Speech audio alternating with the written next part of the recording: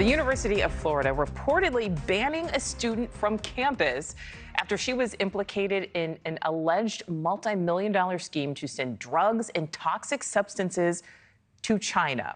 The DOJ alleging the 21-year-old, who is also a Chinese national, helped three suspects who were running the scheme from 2015 until last year. That's when they say she got involved.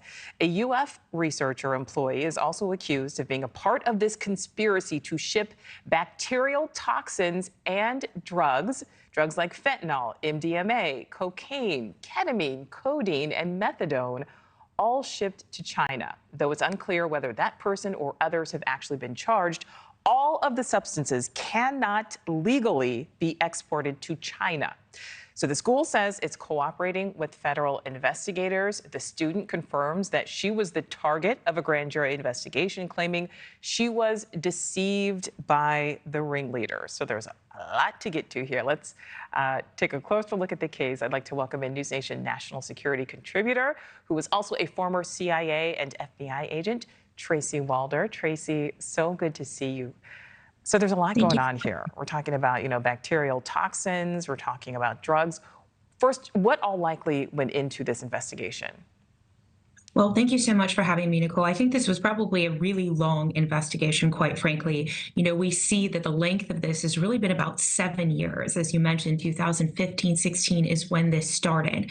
And a lot of the Chinese economic espionage cases that I worked on as an FBI agent actually took sometimes 10 years to fully unravel these investigations. So I am certain that they were working with the FBI as well as the FBI attaché offices overseas, but also with these private drug companies who were selling these drugs. It's my knowledge that it's been a whistleblower who actually came forward and said that some of these drugs were missing, quite frankly, from their company. So this was probably a multifaceted investigation. So just talk about that, because you just touched on it there, and the federal court records say that this illegal activity went on for at least 7 years. So Tracy, what is the strategy? What is the logic? Why so long before investigators stepped in? And I get that that's incredibly frustrating because besides all of these toxins, it was also cholera and pertussis, which is essentially whooping cough, that they were shipping to China as well, which is also disturbing in terms of just biological warfare.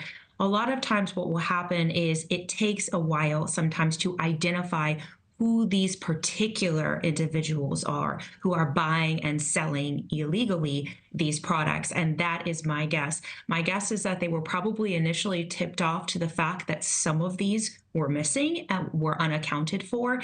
But then sometimes it can take years to really pinpoint who it was. We have to remember this university in Florida has 50 to 60,000 students, and that's really hard to identify. And are we likely to find out, what these toxins, what the drugs, are being used for in China? Because it's not like China and the U.S. have the best of relations. You're absolutely right. We do not right now. They're very tenuous at best.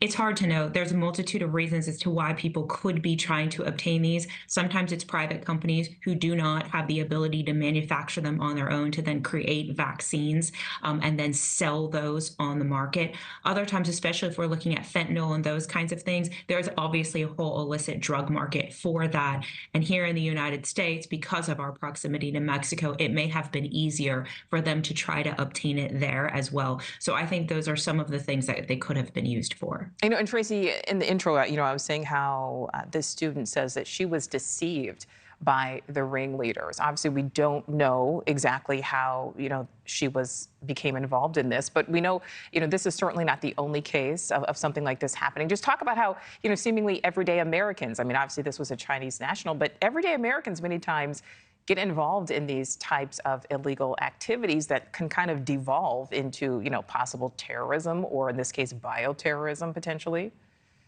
Right. And there's been warnings from the National Institute of Health since 2018 that China and other sort of illicit actors were trying to do this in terms of biomedical engineering in our university. So we have known about this for a while.